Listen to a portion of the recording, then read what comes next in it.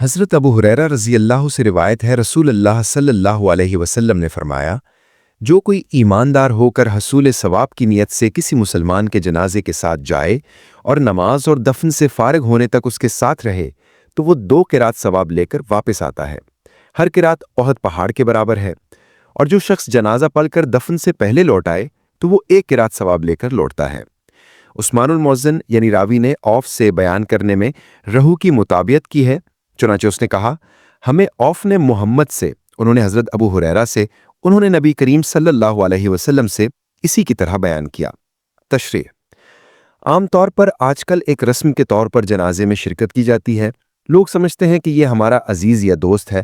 بعض اوقات سیاسی اثر و رسوخ کی وجہ سے بھی جنازہ پڑھا جاتا ہے، ثواب تک نظر نہیں جاتی۔ شریعت نے احتساب کا لفظ بڑھا کر اس جانب توجہ دلائی ہے کہ اگر اس عمل خیر کے ساتھ یہ نیت کر لیں کہ ہم اپنے مسلمان بھائی کا آخری حق ادا کر رہے ہیں اور مخلصانہ دعاؤں کے ساتھ اسے الوداع کر رہے ہیں تو اس سے اجر و ثواب میں بہت اضافہ ہو جاتا ہے۔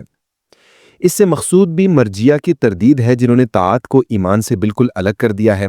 حدیث میں تو جنازے میں شرکت کو داخل ایمان بتایا جا رہا ہے، پھر اجر میں کمی بیشی کا بھی ذکر ہے کہ اگر صرف نماز میں شرکت ہوگی تو 1 قرات، دفن میں بھی شریک ہوں گے تو 2 قرات ملیں گے۔ دنیا کے پیمانے کے لحاظ سے 1 قرات 12 درہم کا ہوتا ہے، البتہ آخرت میں اجر و ثواب کے لحاظ سے 1 قرات احد پہاڑ کے برابر ہے۔ چنانچہ بخاری کی ایک روایت میں اس کی وضاحت ہے۔ حضرت ابو ہریرہ رضی اللہ تعالی عنہ کی بیان کردہ روایت کی جب حضرت عائشہ رضی اللہ تعالی عنہا سے تصدیق ہوئی تو حضرت عبداللہ بن عمر رضی اللہ تعالی عنہ فرمانے لگے کہ ہم نے تو بہت قرات ضائع کر دیے۔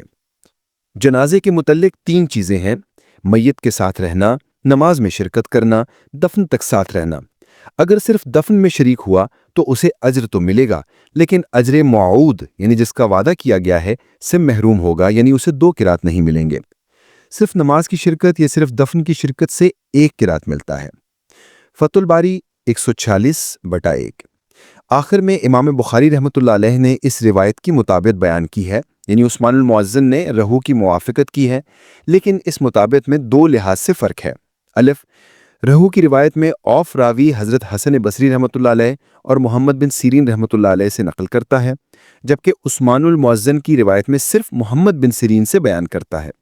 بے، رہو کی روایت باللفظ ہے، جبکہ عثمان المؤذن کی روایت بالمعنی ہے، اس لیے امام بخاری رحمۃ اللہ علیہ نے اسے مثلہ کے بجائے نحوہ سے تعبیر کیا ہے۔